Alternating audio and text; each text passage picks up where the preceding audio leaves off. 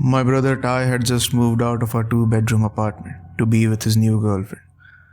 Things were getting serious with the two of them after a decent amount of time. 14 months, something like that. I was sad at the same time, being alone in the balcony in the evenings.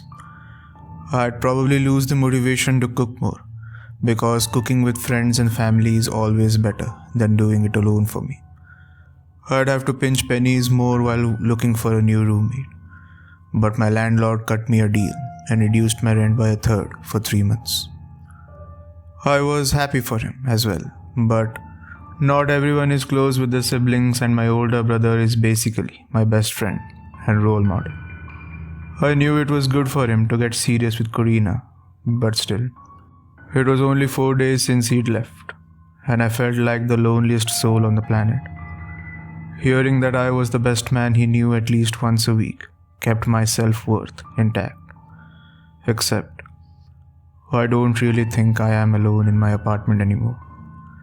First, it was the small, subtle sounds I'd hear from the empty room. Noises like the walls being bumped slightly, or something roughing the blinds on the windows. Usual things that the wind would possibly conjure up. I didn't pay much heed to it, but every now and then I'd hear the bumps during the day. It gave me small hope that I was home. Not gonna lie, I cried some tears of happiness, then sorrow when all the too familiar noises ceased. I missed him. I wanted to call him daily like how my mom did when Ty and I moved out together 3 years ago. I gave him some space, however. Corina was wonderful, but she was slightly possessive of my brother, and I didn't want to butt in. I felt a bit weary when these subtle noises would happen at 2 a.m. Bumps and shuffles from the vacant room, while the wind was at a standstill, did not comfort me. An intruder, I thought. The third night after I started hearing these noises at night, I got my knife ready and crept over to the empty room. Being clumsy in the dark, I shoulder-checked the door lightly before opening it. I heard the blinds being caressed, then nothing.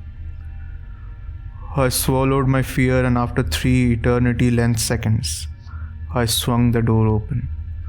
Knife ready with the other hand, empty. The blind still swayed slightly. Something was definitely here a moment ago. I left the door open and slowly backed away into my room. I didn't hear the noise for the rest of the night, and I was awake for most of it. Next was the sound of something light being dragged across the floor in the living room. This time I wasn't under the illusion my brother miraculously returned in the morning. It had now been 2 weeks since he moved out, and only 2 days since the thudding in the next door room had ceased. I laid in my bed, my covers wrapped around me in the middle of a hot summer morning, listening to the sound, whatever it was. I could hear it bumping the table and chairs just outside the dining room. It was brushing up against the walls as well. Knowing my phone was in reach, I called 911 to report an intruder in my house. Loud banging on the door was a relief. I knew who it was.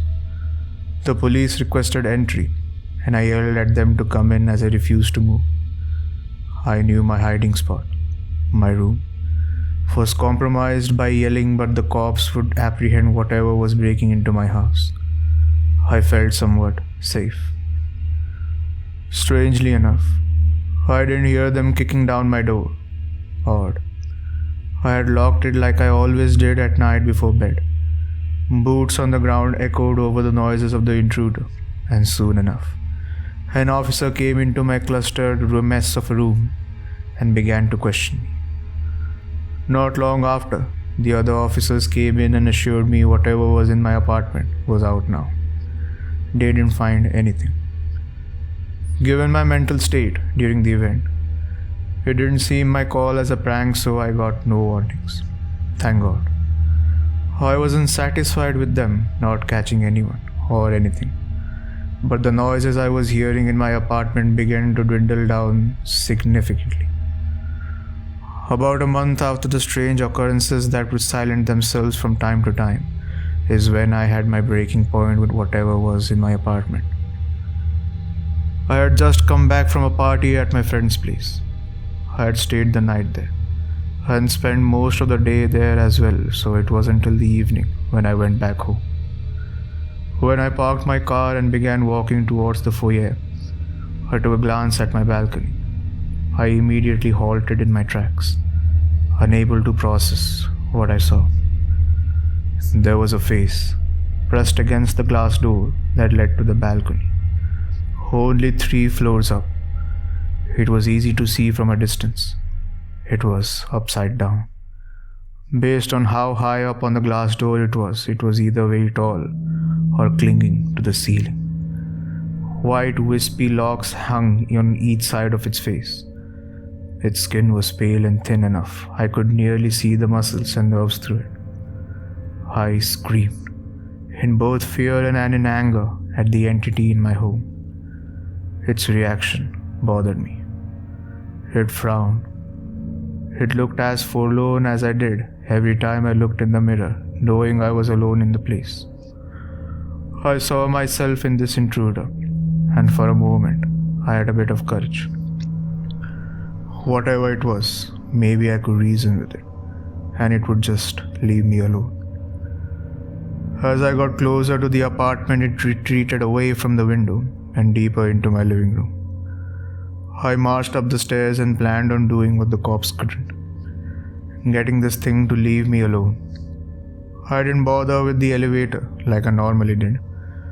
I needed to get my body warmed up just in case. I unlocked my door and kicked it open with gusto. I didn't hear anything as I stepped inside. Didn't even take my shoes off.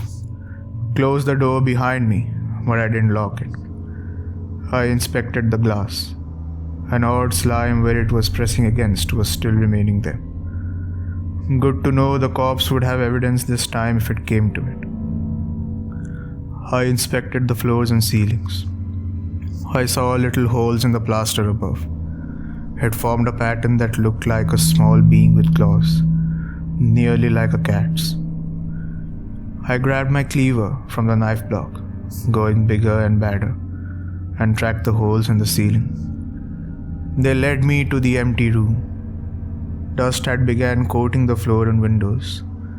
I hadn't been bringing myself into Ty's old room often. The track ceased in front of the window. I got myself together for a moment and took a deep breath. "All right," I demanded. "I know you're here. I saw you in my apartment from the ground, so you best come out of hiding." I didn't know I had it in me. Maybe it was simply all the sadness I had buried away from being isolated, transforming into another more useful emotion. "Look, I don't want to hurt you, but if you're going to show up and scare me with your unwelcome presence, then you'll have to take a beating when I see you. But you best come clean. Oh, we can maybe sort this out." I could sense my anger turning into pleading and reason. Nothing. Before going to inspect my own room, I heard the blinds rustle, and I darted around. Materializing from what I thought was the dust on the floor was this thing appearing. It was maybe half my height, but it sported long, thin nails. It didn't wear anything but a wispy cloth around its groin, but it had the body of a normal human. Its most disturbing feature was the face. I didn't notice it when it was so pressed against the glass, but it had. My face. My face from when I was a kid. It waved at me, then hopped, attaching itself on the ceiling and crawling towards my room. I didn't have the words. My body ran on its own towards my room. It was faster than me. I heard the sound of paper being ripped and the sound of scribbling before I knew it. I bolted to my room to confront the dusty demon when it held a sheet of ripped paper on it. It waved it at me and appeared at the messy writing on it. "Ty brother is friendly. Best man he knows. I was taken aback. This thing knew my brother? This entity smiled. The same smile in my younger days. It went back to right mode, and it showed me again. He misses you too. He wants you to not be alone. I felt tears well up in my eyes. I just didn't know what to say. The thing held out its hand to me. I was hesitant at first, but if my brother truly sent this thing to make sure I had a friend, then wouldn't I be safe?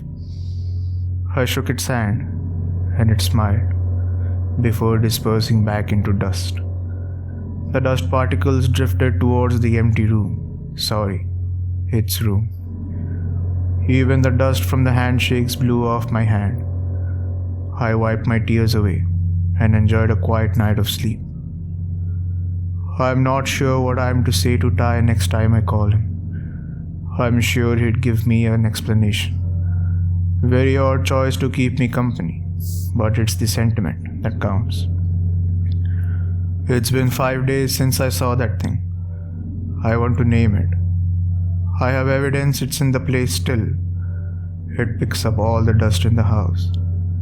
And I know now that it waits for me to get home after work. I see it in the evenings, pressed up against the balcony doors. I'm still getting used to its appearance, but it will write notes to me and leave them around the house. Sweet things too, and the same things my brother would say to me on a bad day. The grammar is a bit jumbled, almost like a toddler's. I'm debating on getting another roommate in the future. But what I do now is I'm not alone in my apartment. And for now, I think I am okay with that.